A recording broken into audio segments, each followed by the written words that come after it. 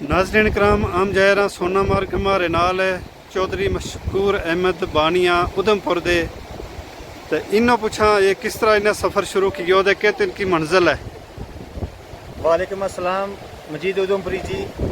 जिकन तुमने मैंने पूछो कि तुम अज कित जा रहे सैर करने वास्ते, तो हम उधमपुर दे आया हुआ है श्रीनगर वादी की सैर करने वास्ते जी। तो मैं यह गल कहूँगा सारा सुनने वालों कि अगर कश्मीर नो जिन्हें लोग कहे कि कश्मीर एक जन्नत को टुकड़ो है, तो वाकई यह चीज़ कश्मीर आके बंदा नो महसूस हुआ है कि कश्मीर जीता वास्ते जन्नत है।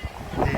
और हर शख्स ने यह कोशिश करनी चाहिए कि कश्मीर जिसने नहीं देखी तो समझो उसने कोई भी जगह नहीं देखी। बिल्कुल। तो उस वास्ते कश्मीर आके बंदा वह महसूस हुआ है कि जनाब बंदो ऐसा महसूस करे कि गर्मी का मौसम है, सर्दी का आनंद जी। और हम सवेरे 11 बजे के करीब HMT चौक दे होता हुआ श्रीनगर और फिर बाईपास रोड आया।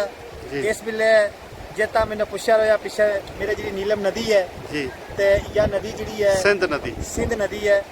तो सिंध नदी के किनारे हम खड़ा हुआ है जी। और इन्हों एक खुशगवार और दिलकश मंजर है जी कि ये छोटा छोटा बच्चा आया हुआ है, खेलने भी आया है, नौजवान साथी भी आया है, बड़ा बड़ा बुजुर्ग भी आया है। और जी जगह है बांगत है, तो बांगत के इस वे हम बिल्कुल करीब हाँ जी बाबा नगरी जी ज़ियारत शरीफ है मियाँ लारवी साहब की, जी तो वह भी इतने मौजूद है।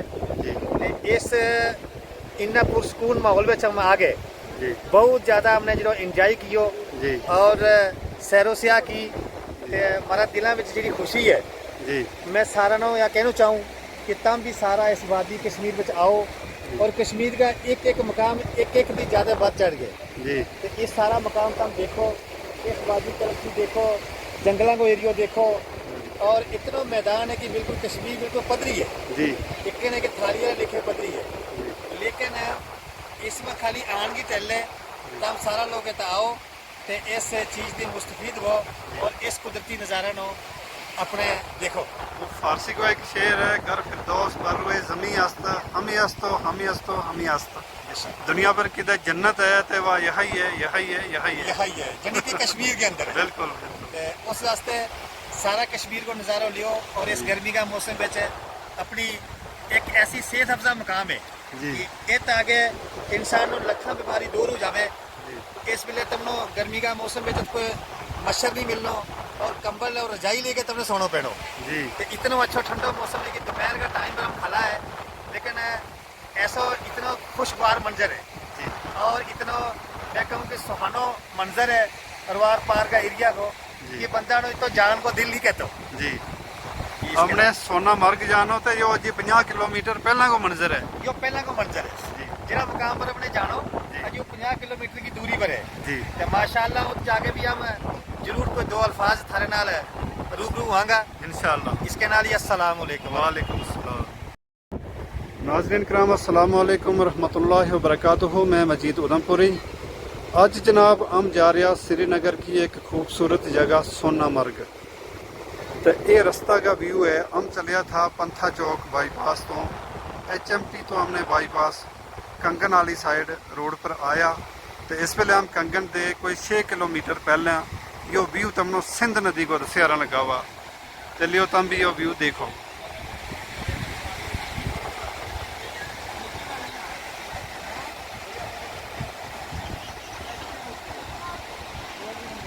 हमारे नाल उधमपुर का कोई साथी है, मास्टर शकूर साहब है उधमपुर सिटी दे। हमारा परिवार भी नाल है, कुछ बच्चा भी नाल जा रहा है सोनामर्ग देखन। यो पहाड़ी सिलसिलो है तो यह सिंध नदी जी है, इसी सिंध नदी के किनारे किनारे रोड अगे जाएगो। तकरीबन 50 किलोमीटर अगे सोनामर्ग है कंगन ते।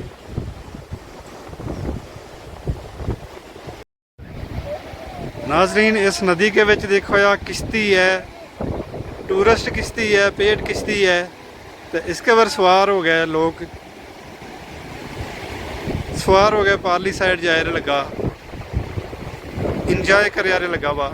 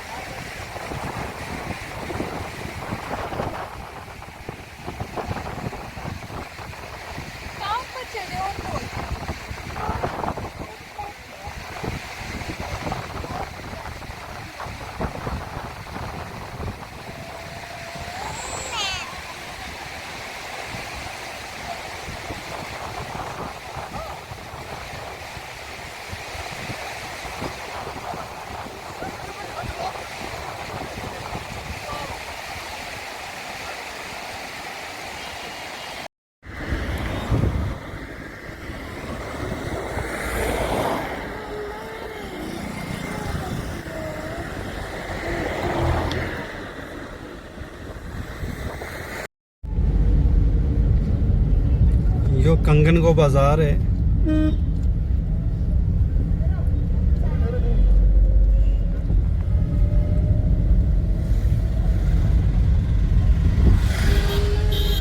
मार्केट है यहाँ कंगन की।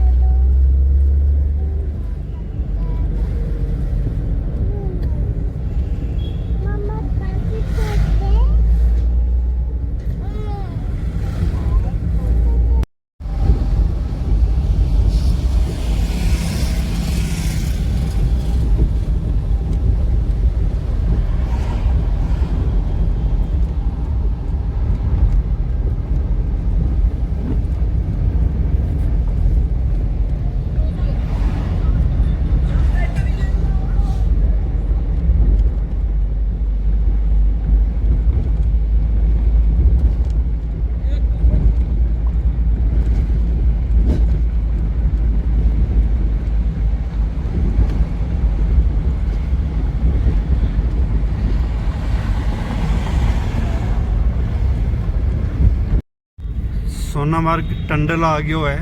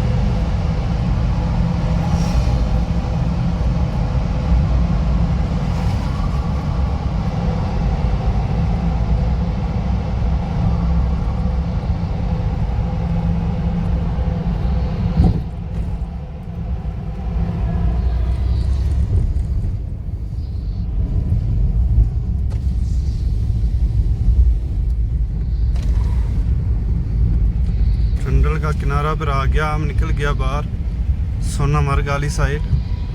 12.5 मिनट लगा है टनल विच।